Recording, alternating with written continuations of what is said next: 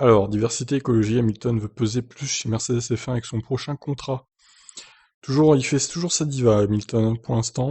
Maintenant que l'avenir de Toto Wolff sera stable au moins pour l'an prochain, comme le directeur d'écurie l'a annoncé, que va faire Hamilton? Prolonger officiellement? Ou bien l'incertitude de la situation sanitaire et économique va-t-elle le conduire à repousser encore plus les délais? Qu'est-ce qui clocherait avec les négociations en cours? Interrogé en conférence de presse hier à Istanbul, le pilote Mercedes a semblé assez évasif et détendu. Croyez-le ou non, je ne sais pas encore avec certitude ce qui manque, je n'ai pas encore toutes les réponses à ce que je veux faire.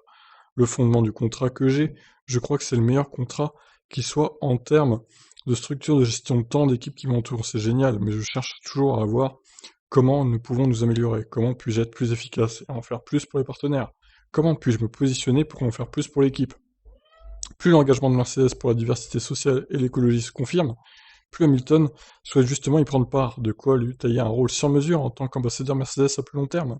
C'est en effet à l'après F1 que songe Hamilton, et cette perspective pourrait être aussi incluse dans le futur contrat du pilote.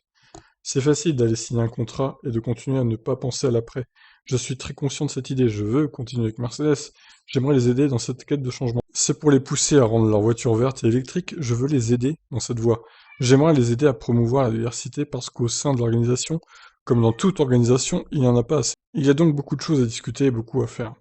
Puisqu'il ne reste plus que 4 courses cette saison, le plus logique serait aussi d'attendre tranquillement à mi-décembre à la trêve hivernale pour que les négociations aboutissent calmement. C'est aussi à ce calendrier que pense Lewis Hamilton, et qu'on se le dise, ce retard ne signifie pas qu'il arrêtera la F1 pour tout de suite, de manière inattendue comme l'a fait Rosberg fin 2016.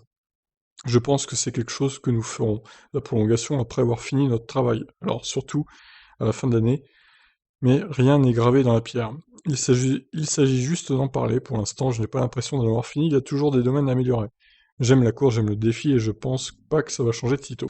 Bon, ça reste très vague, hein, ce genre de déclaration, on a l'impression qu'il, je sais pas, ce qu'il cherche à négocier exactement. Peut-être son salaire, son rôle d'ambassadeur, futur rôle peut-être, oui, comme ils disent dans l'article. Après, bon, le rôle d'ambassadeur, il peut voir ça après la fin de sa carrière, je sais pas, il peut ne pas faire ça maintenant, enfin, s'il continue, surtout s'il continue à F1 l'an prochain. Bon, à voir, hein. Je pense que de toute façon, on saura son avenir d'ici la fin de la saison, encore 4 courses à patienter.